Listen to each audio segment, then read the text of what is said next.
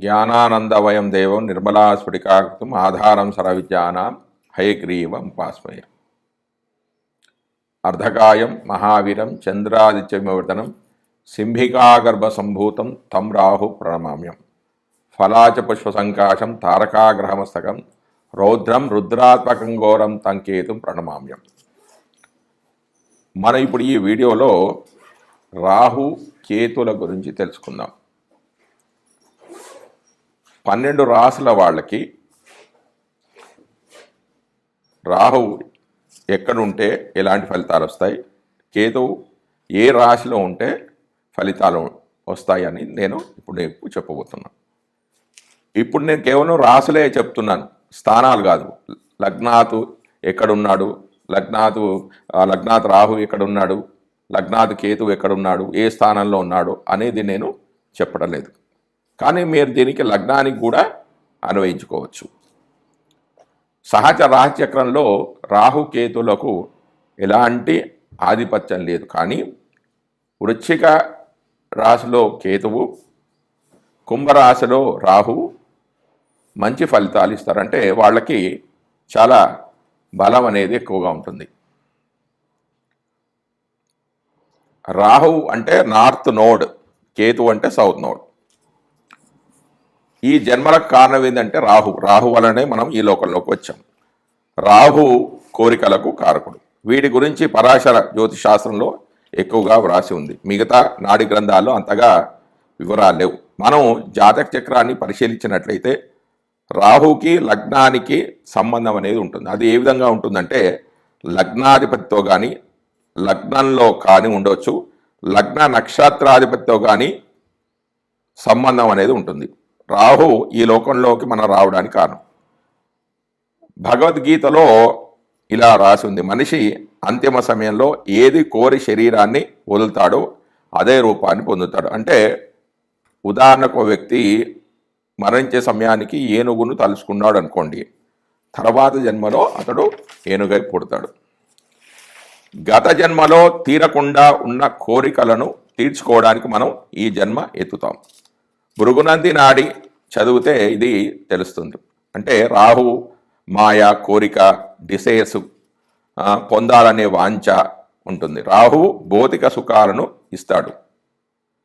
కొందరు దృష్టిలో ఏంటంటే ఏం చెప్తారంటే మంచి కర్మలు చేస్తే జన్మ రాదు, చెడు కర్మలు చేస్తేనే జన్మ ఎత్తుతారు అని అంటారు.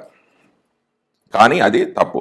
మంచి పనులు చేసినా చెడ్డ పనులు చేసినా జన్మ అనేది తప్పనిసరి. మంచి పనులు చేస్తే ఆ పుణ్య ఫలితాన్ని అనుభవించడానికి జన్మ ఎత్తుతారు, చెడు చేస్తే ఆ పాప ఫలాన్ని అనుభవించడానికి జన్మ ఎత్తుతారు.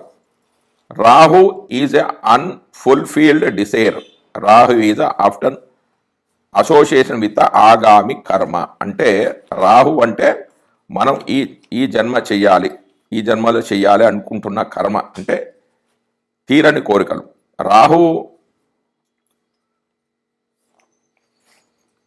పురాతనమైన కర్మ కాదు, మనం చెయ్యాలి అనుకుంటున్న కర్మ. రాహు ఈజ్ ఎ ఫ్యూచర్ కర్మ. అది ఎలా తెలుస్తుంది అంటే రాహు ఏ రాశిలో ఉన్నాడో, రాహు ఏ ఇంట ఉన్నాడో దానిని బట్టి ఆ వ్యక్తి యొక్క కోరికలు ఏమిటి, ఏమి చేయాలి అనుకుంటున్నాడు, వేటిని చేయడానికి ఇష్టపడడు అనేది తెలుస్తుంది. రాహు ఏ రాశిలో ఉంటాడో ఆ రాశికి సంబంధించిన కోరికలు అనేవి మనిషికి ఉంటాయి, వాటిపైన ఫోకస్ చేసి ఉంటుంది. ఫర్ ఎగ్జాంపుల్ రాహు ఏరిస్ రాశి అంటే మేషరాశిలో ఉన్నాడు అనుకుందాం. మేషరాశి సెల్ఫ్ను చూపిస్తుంది, అంటే ఆ యొక్క వ్యక్తిని గురించి తెలుపుతుంది. స్ట్రాంగ్ డిసైర్స్ అంటే కోరికలు ఉంటాయి. అసంపూర్ణంగా మిగిలిన పనులు పూర్తి చేయడానికి మనం ఈ జన్మ ఎత్తాం.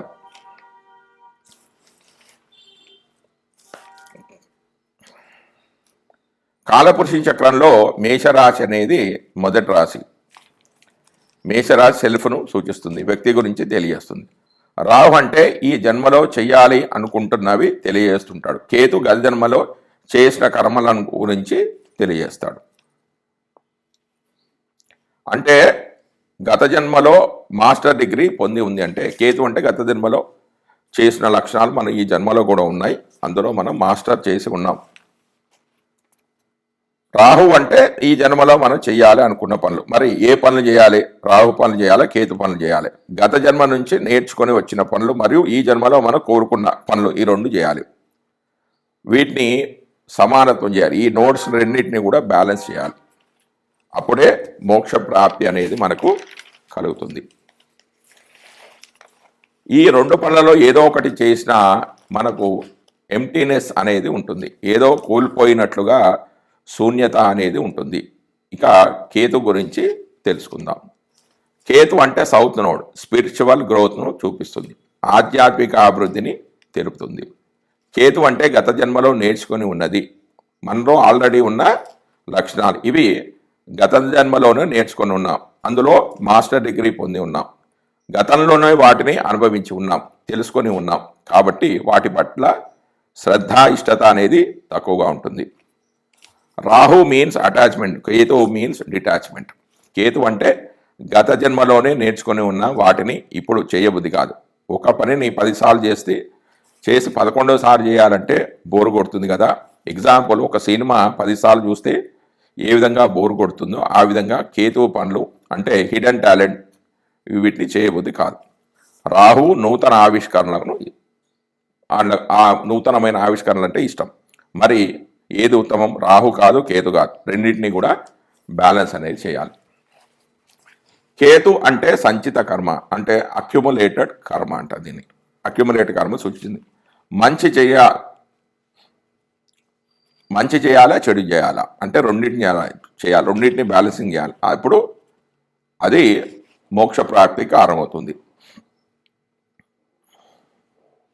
కానీ మనకు ఫస్ట్ ఏం వస్తాయో అవి చేస్తూ ఉండాలి. కానీ అక్కడి నుంచి మనకు సంతృప్తి అనేది లభించదు. జీన్ థియరీ, శిశువు జన్మించినప్పుడు 50% తండ్రి నుంచి 50% తల్లి నుంచి వస్తాయి, ఆ పోలికలు అనేవి వస్తాయి. మరి వారికి అంటే తండ్రి అంటే సన్, తల్లి అంటే మూన్ అంటే చంద్రుడు, సన్ అంటే రవి, మూన్ అంటే చంద్రుడు. మరి వాళ్ళకి ఎక్కడి నుంచి వచ్చాయి అంటే వాళ్ళ తల్లిదండ్రుల నుంచి. అంటే వ్యక్తి యొక్క వాళ్ళ నానమ్మ తాతయ్యల నుంచి వస్తాయి. నాన్న వాళ్ళ నాన్న అంటే రాహువు, నాన్న వాళ్ళ అమ్మ అన్న కూడా రాహువే, అమ్మ వాళ్ళ అమ్మ అంటే కేతువు, అమ్మ వాళ్ళ నాన్న అంటే కూడా కేతువే వస్తాయి. అంటే వ్యక్తి జాతకంలో రవిచంద్రులకు ప్రాముఖ్యత అనేది ఉంది.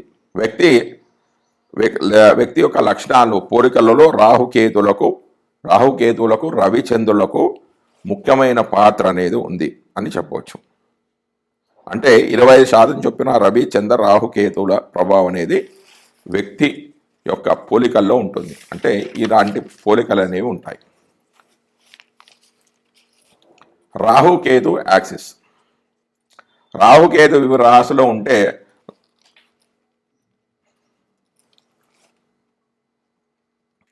రాహుకేతు వివిధ రాశులలో ఉంటే వారి యొక్క లక్షణాలు తీసుకుంటే వ్యక్తి పోలికలు, అలవాట్లకు కారకుడు.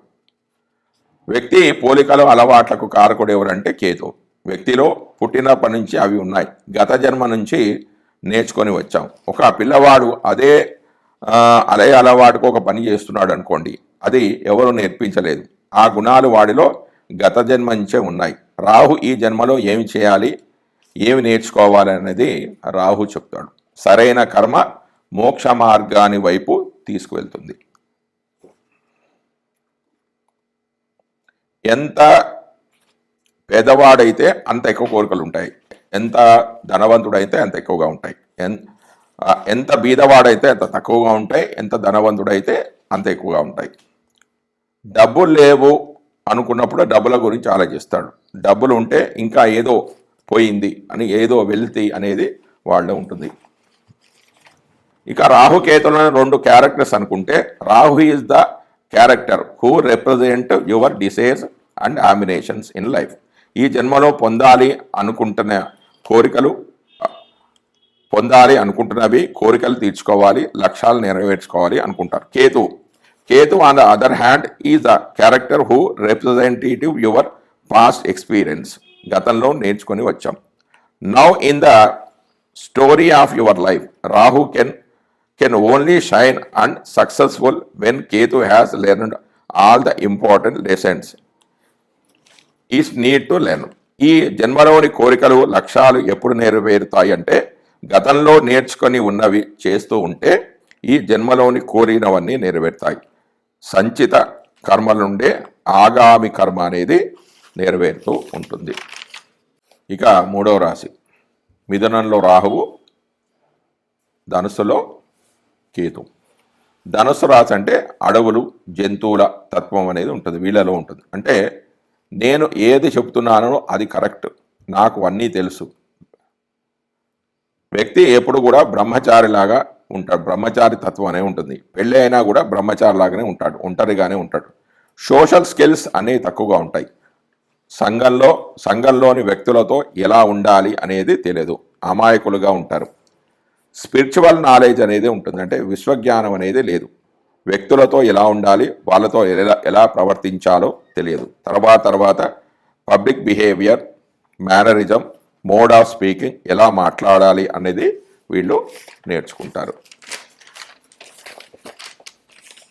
ఈ ధనురాశిలో కేతు అంటే విశ్వం ఏంటి, భగవంతుడు ఎవరు అనేది తెలుసు. ఈ జన్మలో అతని కర్మ ఏమిటంటే మిథునంలోని రాహు ద్వారా అందరికీ ఈ జ్ఞానాన్ని పంచాలి. మిథున రాశి కమ్యూనికేషన్కి సంబంధించిన రాశి.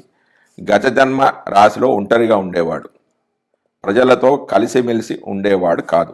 జీవిత లక్ష్యం ఏమిటంటే మీకు ఉన్న నాలెడ్జ్, జ్ఞానాన్ని ఇతరులకు పంచాలి. కమ్యూనికేషన్ స్కిల్స్ అనేవి పెంచుకోవాలి. Share whatever you learn, నువ్వు నేర్చుకున్నది ఇతరులకు నేర్పండి. Became expert at what you do first, నేర్చుకున్న దానిలో మీరు ఎక్స్పర్ట్ కావాలి.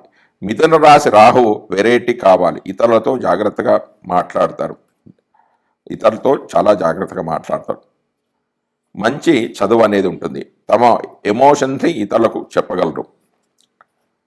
దీన్ని మీనస్ ప్లస్ రాహు కాంబినేషన్గా కూడా మనం చెప్పవచ్చు. మిథునంలో Rahu spirituality, travels, educations, interest, ఇందులో ఇంట్రెస్ట్ అనేది ఉంటుంది. ధనుసు రాశిలోని కేతు వల్ల రాశిలోని వాళ్ళకి ఏమి కూడా రాదు. ప్రయోగాలు చేసి వీళ్ళు అన్నీ కూడా నేర్చుకుంటారు. ఇతరులతో ఎలా మాట్లాడాలి అని తెలుసుకుంటారు. అందరినీ బాగా పరిశీలించి నేర్చుకుంటారు. మిథున రాహువు అబ్జర్వేషన్ అనేది చేస్తుంటాడు. మిథునంలో రాహు అనేది అబ్జర్వేషన్ చేస్తుంటాడు. రాహు అబ్జర్వేషన్, మిథునంలోని రాహువు కమ్యూనికేషన్ స్కిల్స్ని అబ్జర్వేషన్ చేసి నేర్చుకుంటాడు. అందరితో కలిసిపోయి ఉన్నప్పుడు మాత్రమే వీరు వెలుగులోనికి వస్తారు. అది కూడా టీచింగ్ రోల్లో ఉంటే వెలుగులోనికి వస్తారు. తమ యొక్క ఐడియాసు, మాటలను ఇతరులకు చెప్పాలి. సో జర్నలిజం, జర్నల్స్, డైరీసు అంటే పత్రికా విలేకరుగా ఉండాలి. ఒక డైరీని మెయింటైన్ చేయాలి. కొన్ని ఫిజికల్ యాక్టివిటీస్ లైక్ డాన్సింగ్ లాంటివి చేస్తే జీవితంలో పైకి వస్తారు. ధనురాశి స్వేచ్ఛను కోరుకుంటుంది. జెమిని రాశి మైండ్ని డెవలప్ చేస్తుంది. నేను ఎవరు అని తనను తాను ఎవరో తెలుసుకునేటట్టుగా చేస్తూ ఉంటుంది. జై శ్రీమన్నారాయణ.